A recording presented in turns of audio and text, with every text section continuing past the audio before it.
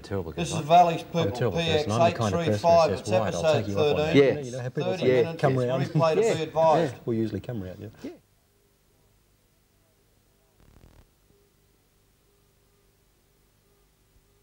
Come up here.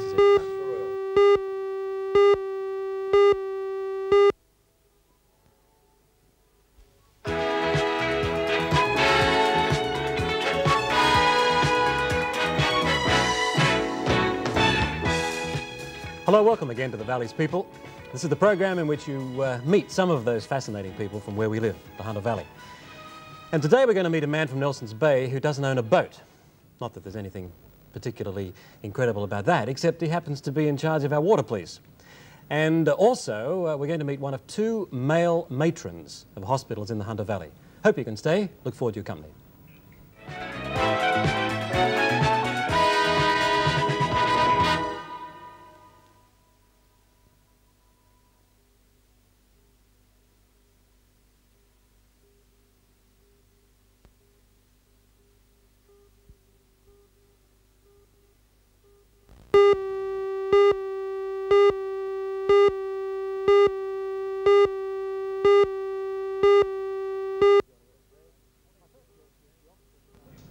Thanks for joining us today. My first guest is the officer in charge of the Newcastle Water Police, Sergeant Bill Harley. That was a bit unfair, wasn't it? Talk about the man without a boat, but your mates dobbed you in on that, you know? Is that true? That is true, yes. Not even a runaround? No, I don't even have a runabout. I don't really need them.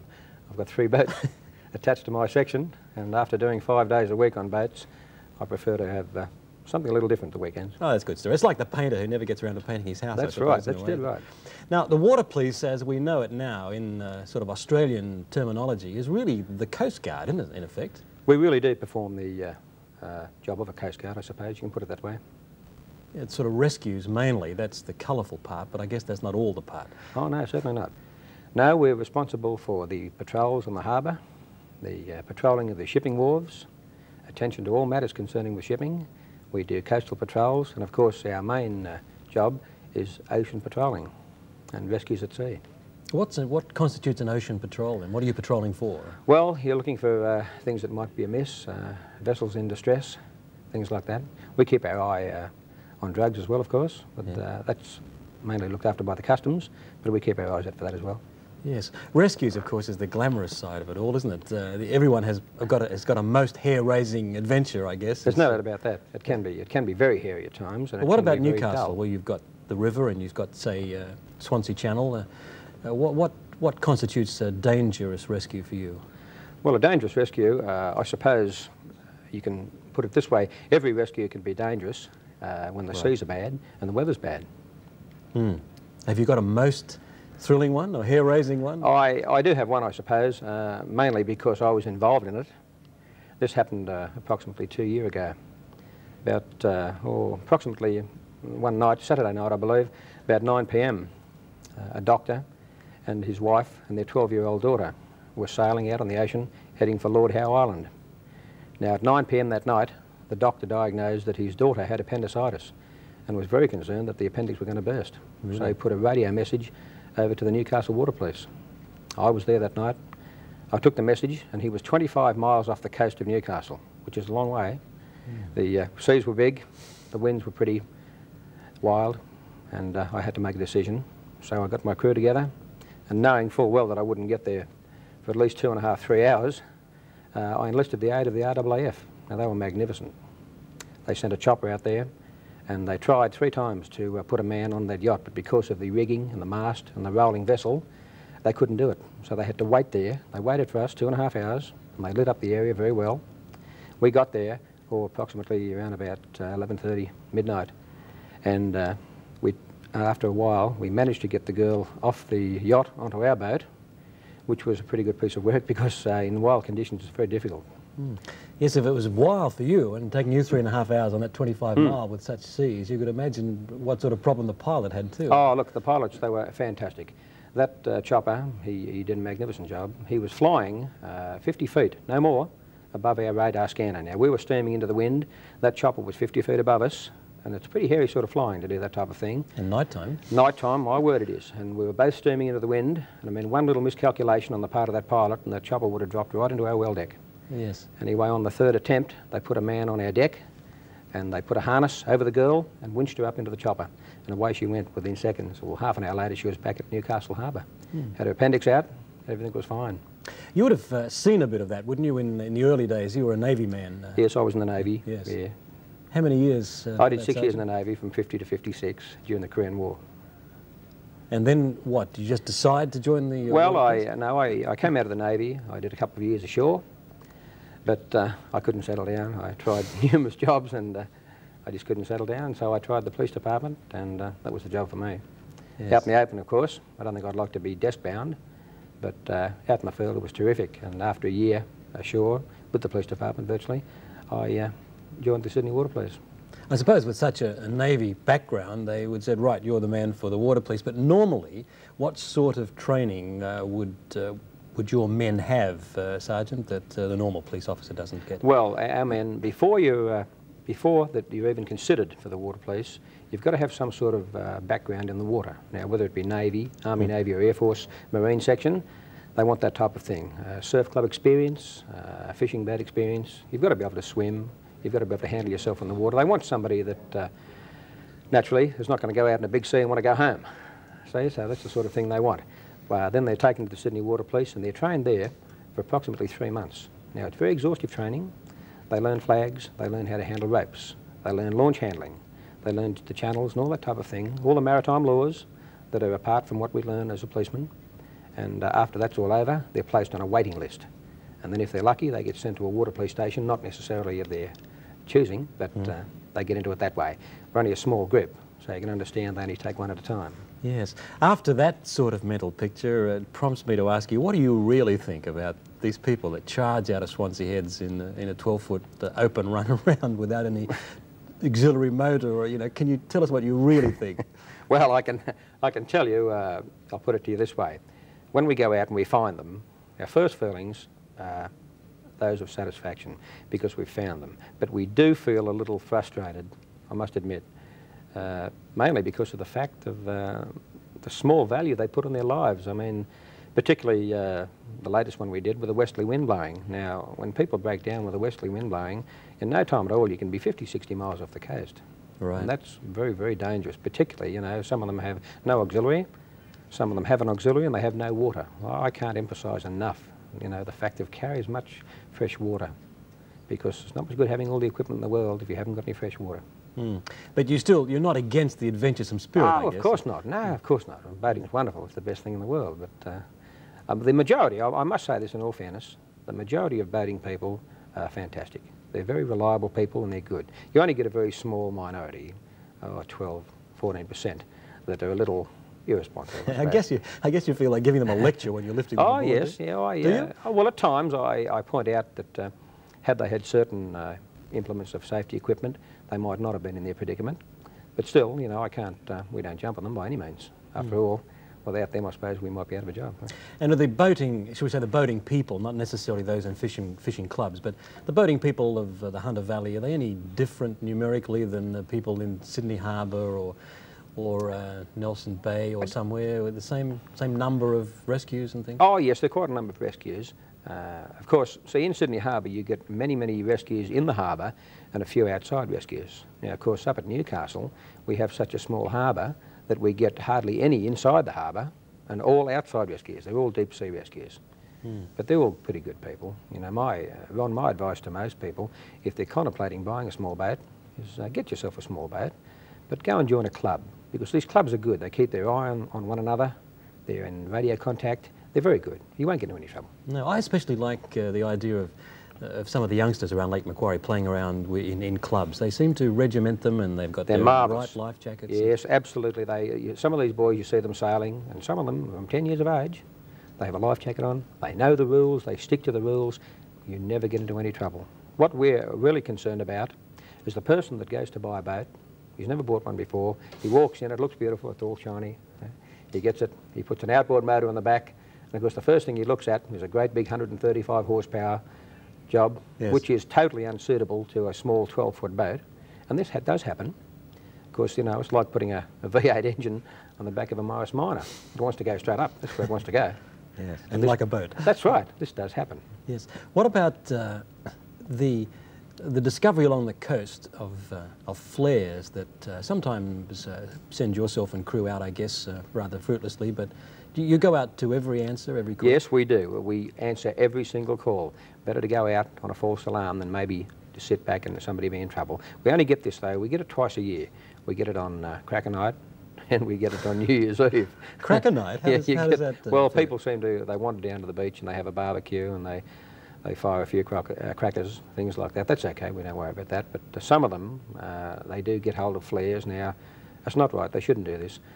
But they get hold of a flare and of course they, after a few tinnies and a bit of a barbecue, they let a flare go. And of course, if there's a nice breeze prevailing, particularly a parachute flare, it'll float for 2 or 3 miles.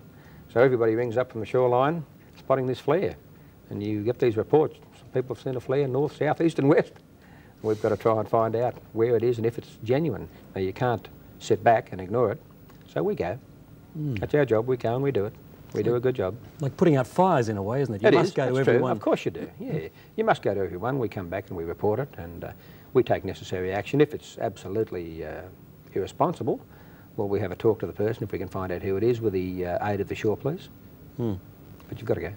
Yes, yes indeed. And the water police seems to be the not only so much rescues, but there's also inland work, isn't there? When it's diving and bodies in swamps. Oh yes, they're fully equipped. The Water Police in Sydney has a fully equipped team of divers. Now, if we find that there's a body on the bottom of the harbour somewhere, or in a place that's very inaccessible, we call the diving squad. Now, they're here very quickly. With the police chopper now, it's only a matter of you know, half an hour or so. They're there, and of course they retrieve this. My own section, we are responsible. We investigate deaths on ships, we investigate fires on ships, and we prepare very comprehensive reports for the coroner.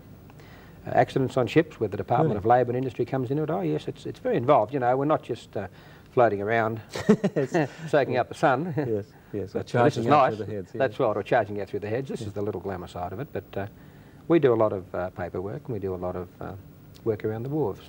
And what is your territory? What the Newcastle Water Police looks after what? All Newcastle Harbour, the wharves, the shipping side of it, the coast between Newcastle and Port Stephens, and the coast between Newcastle and virtually not Botany Bay, Broken Bay. And that includes Lake Macquarie? That includes Lake Macquarie. They do have a runabout, but of course if there's anything of any size, well, they want our vessel. They have a runabout there, the same as ours. It's a 22-foot aluminium speedboat. This is good, but it's not entirely suitable for towing heavy craft, whereas our vessel, it's 45 feet in length and 22 tonne. It's like a tug. We can handle most things. I can see now why you don't have a boat. You've got such a selection to choose from. That's right. I got your own showroom. Yeah, yeah that's right. Yeah. Sergeant Bill Harley, thank you very much. And thanks, too, for what you're doing on behalf of the boating fraternity in the Thank you very much. It's been a pleasure coming here. Sergeant Bill Harley of the Newcastle Water Police, officer in charge. I'll be back in just a moment with our second guest in today's Valley's People.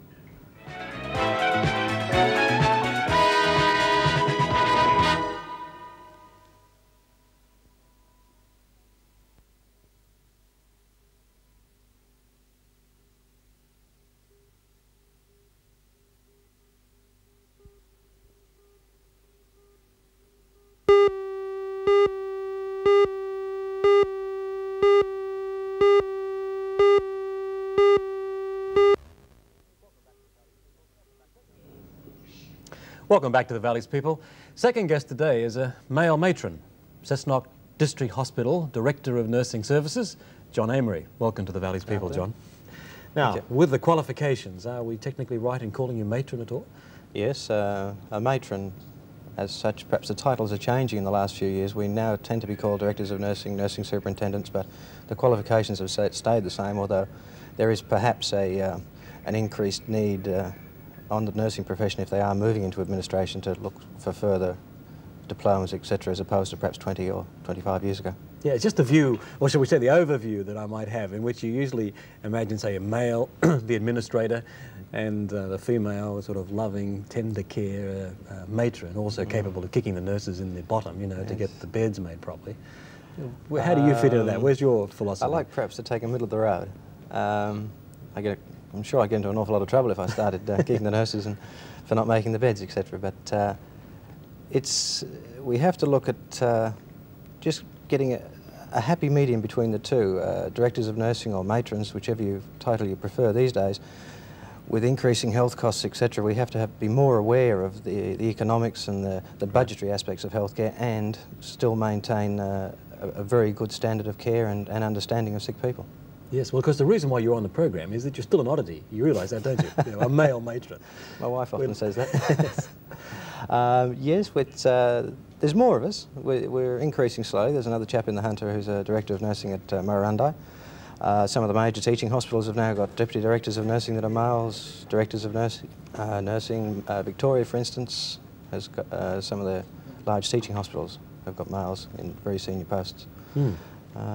So we're getting there. And what's your own nursing background, John? How do you get to become matron?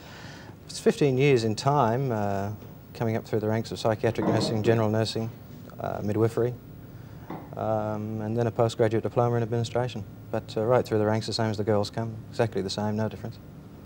The only difference might be that you would have been one of a rare breed, I should imagine, in the early classes.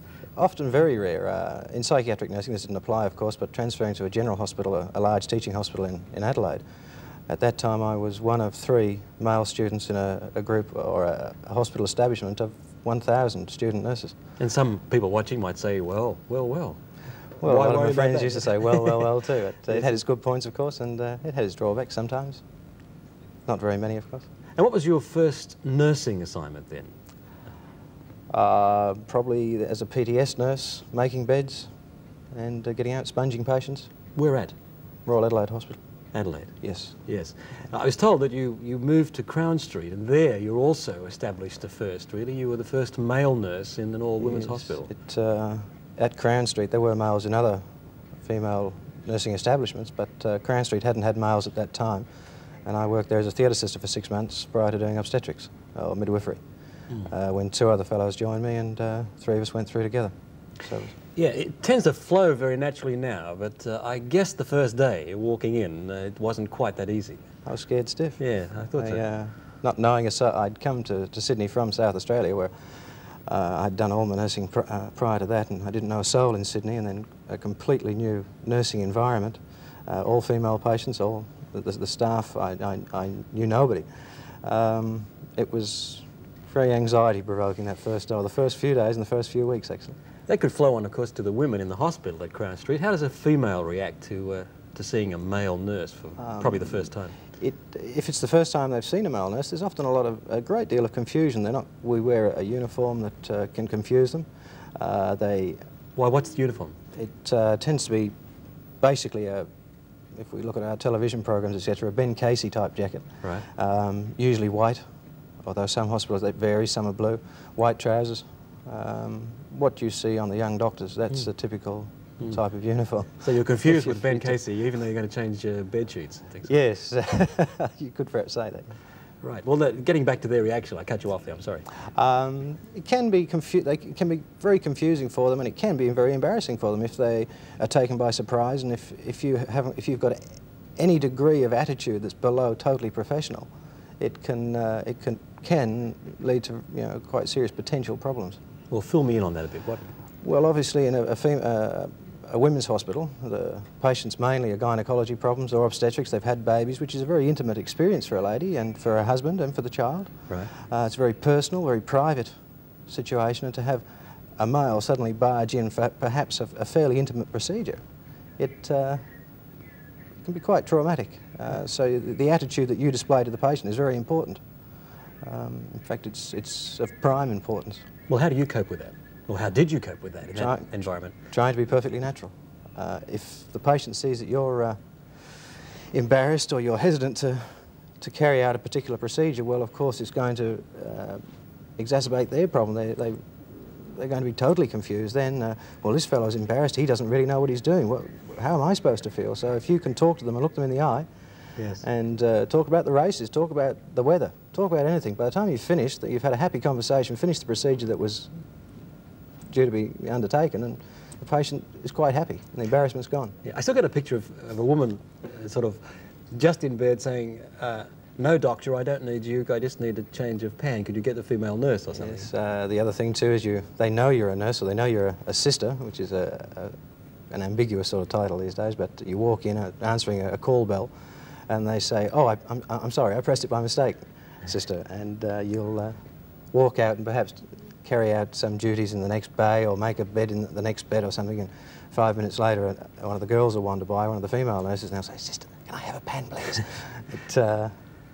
It just occurred to me, John, as you were telling that story, that I guess most male patients would actually prefer a pretty nurse to get a sponge than from a male nurse. Is that right? Well, if I was to put myself in a patient's position, I'm sure that'd be the case. From a nurse's point of view, I was probably more embarrassed the first time I had to totally attend to a male patient than I was to a female. Perhaps it's the voodoos that we're brought up with and the hidden inhibitions, etc., etc. I don't know, but it was quite an embarrassing situation, and it's once again embarrassing for the patients. They sort of shy away and say, "What's this fellow? What's he going to do? Where's the girls? Why isn't the nurse looking after me?" It's a problem. It can be a problem. There's some tensions there, aren't there? From your point of view and the patient's point of view. Yes, but once again, if your attitude's right and you display the correct attitude to your patient and undertake your task professionally in a competent manner, most of these things are soon passed by. The patient soon, and also, of course, if a patient's sick, and a lot of patients come into hospital very sick, they're the patients that they don't really care who's looking after them. As long as they're being cared for well and they're getting the attention and that they feel they need and their relatives feel that they need, they don't really care who's looking after them as long as a good job's being done. Right. Now we're going to see more male nurses and sisters and male directors from henceforth? I think we probably will. It's an occupation that in the last 20 years has gone ahead in leaps and bounds in technology, in monetary rewards, in industrial conditions. We've gone from 20 years ago a salary that was virtually a pittance. The girls would work very long hours, often with split shifts, not get a great deal of money at the end of it. And if we're keeping kids and buying houses and have to buy our motor cars the same as everybody else, of course you need to have a fairly good monetary reward. Now that it's there, males are looking towards nursing because it's a stable occupation. Unfortunately, there'll always be sick people, and those sick people always require people to care for them. I guess too there'll always be, shall we say, the familiar mode of a matron. Yes, with who's the veil. Come up the hard way with the veil and says, no one can do it as well as I can. That's right, and for a lot of the past matrons that we've had over the years, I'm sure there are very few people could do the job that they used to do because they were the end-all of the hospital in a lot of situations. They were whereas today we have a management hierarchy within a hospital. 25 years ago, the matron was the be-all of everything. She managed the catering services, domestic services, the nursing services, and kept the doctors in line as well, all at the same time. And she was mentor to the nurses in many cases. Yes. Comforter.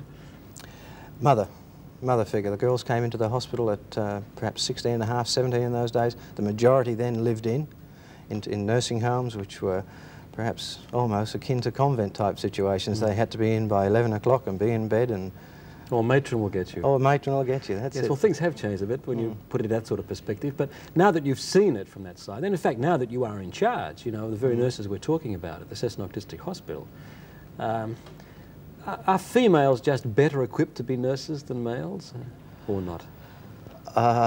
Your male patients will always tell you that the female nurses are, as you say, are better equipped perhaps to be nurses, but... equipped was a fairly loose term, I guess. I think it was. So biologically and psychologically... At the moment, traditions point to the nurse being the female being the ideal nurse, but there are changes in those traditions, and I think as more males move into the profession, well, consequently there'll be changes in ideas. With increased technology as far as nursing is concerned, there'll be changes. I guess a male sees it as a career too, well, Yes. certainly not just to marriage. Yes, well, this is right. A female coming into the occupation, the majority get married. When they get married, they have children, so even if they don't leave the profession totally, there are major breaks in continuity of service, and they tend to then have to catch up on technology because technology changes very quickly in nursing. It's gone ahead in leaps and bounds. Whereas the male, if you get a male who is committed to nursing and enjoys his work and is thoroughly au fait with what he's doing and wants to get ahead, if you get him at 20, you've got him for 45 years. Well, for the time being, if we want to be comforted by a male matron, it's Cessnock District Hospital. John Amery, thank you very much. You. the Director of Nursing Services from the Cessnock District Hospital, John Amery. And I'll be back in just a moment in the Valley's People.